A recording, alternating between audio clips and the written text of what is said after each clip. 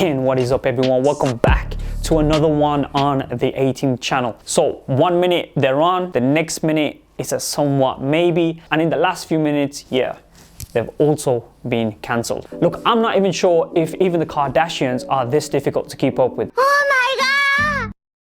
But just in case you haven't heard, Edexcel and Oxford AQA have gone ahead and cancelled the international exams such as the IGCSEs and international A-level. I mean, I've never actually heard of anyone sitting Oxford AQA before, but hey, look, I suppose now is a good time to get acquainted with all of this. So yeah, they've gone ahead and announced that the IGCSEs and international A-levels will not be happening, just like the regular GCSEs and A-levels have, of course, been cancelled since the beginning of January. Just on that note, I want you all to be a little bit careful about that terminology of exams being cancelled, as it can somewhat be misleading. I'll talk a little bit more about that later on. Firstly, didn't Edexcel come out when the original announcement was made back in January and stated that they would still be conducting the IGCSEs and international A-levels? Yeah, they did, but now they've gone ahead and decided to retract on that. Are you even surprised? Because I'm not. I'm so used to these U-turns. In fact, I'm so used to it that life would no longer be normal without them. Personally, I don't think these exam boards are doing themselves any favors, nor are they helping me or you out in the process with regards to the way of handling of things. Once again, I'm sure we all get it that these are difficult times, but it doesn't make it any easier by saying, yes, we're going to go ahead with these exams, and then a month later saying, actually, you know what?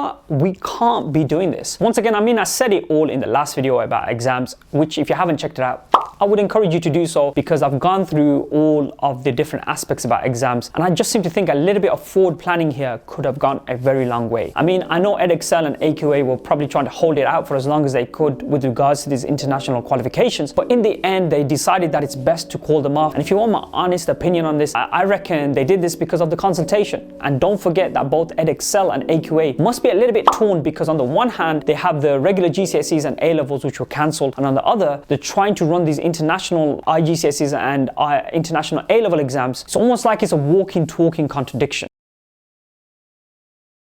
So I think they came to the realization that it wasn't logistically feasible to run these. So what do you guys think of this move? Drop a comment down below. Me personally, I'm not at all impressed by this, since we had some students switching over to the IGCSE version of maths and English and some of the sciences as well. So this latest news has just added more work on what was already an overburdening workload. Thank you Edexcel and AQA for that. Let me quickly step in here and add that Cambridge International, on the other hand, are still running their exams as of the timing of this video. Whether they will continue to do so and stick with that stance, well, I suppose only time will tell. But Cambridge International are the one exam board trying to hold the fort completely on their own, and it will be interesting to see if they can hold that position, or whether the weight of all of this will become too much and they too will have to cave in. We'll just have to wait and see what takes place. But I do know some of you guys have been very vocal saying that they should also cancel their exams like the others, since some of you haven't even been back to school since last March of 2020. I mean, that's simply crazy. So what have you been doing in that time period? Seriously, let me know down below, as I'm actually interested in what is taking in other parts of the world too.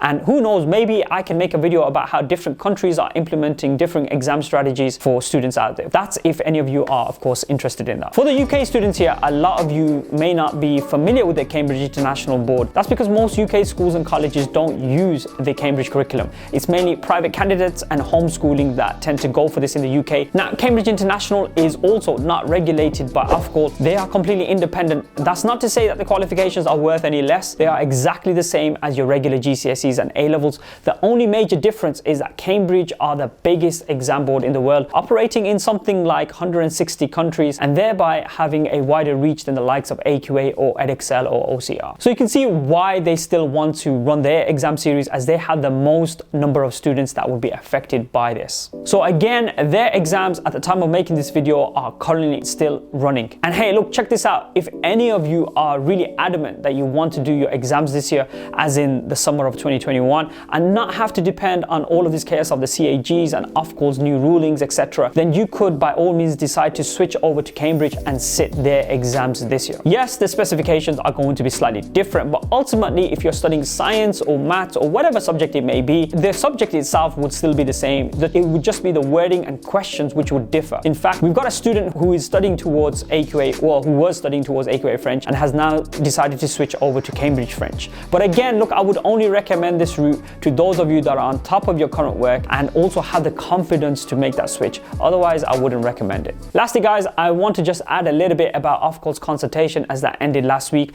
and I actually completed it myself, having spent a good couple of hours on it. Now, having gone through it all, interestingly enough, I did notice how polemic some of the questions happen to be. I mean, you guys can share your thoughts down below, but the questions were very much steering you towards this one direction, and that direction happens to be the one where there will be additional assessments that schools and centers will have to complete. And unlike last year, it won't just be 100% down to what the teachers predict you with grades. It's very apparent that they don't trust teachers. All of you will have some assessments coming up, and maybe some formal exams to go with that as well. These assessments will form part of your evidence. This is why I said at the start of the video that Boris announcing that exams are cancelled really doesn't translate to exams being cancelled at all, since all of you will be doing some exams in some form or another. And I know some of you were relieved when you heard about exams being cancelled, but now you may even end up doing more assessments, and much earlier than the designated exam dates that were originally planned for summer of 2021. And so in a sad way, this has somewhat backfired. Also, I somewhat have gathered from the consultation that the exam boards seem like they're looking to train their staff that would normally be marking your exams to review the evidence submitted. So if a student decided to then appeal the grade that they got, the exam board can then explain the justification, as last year's appealing process was completely and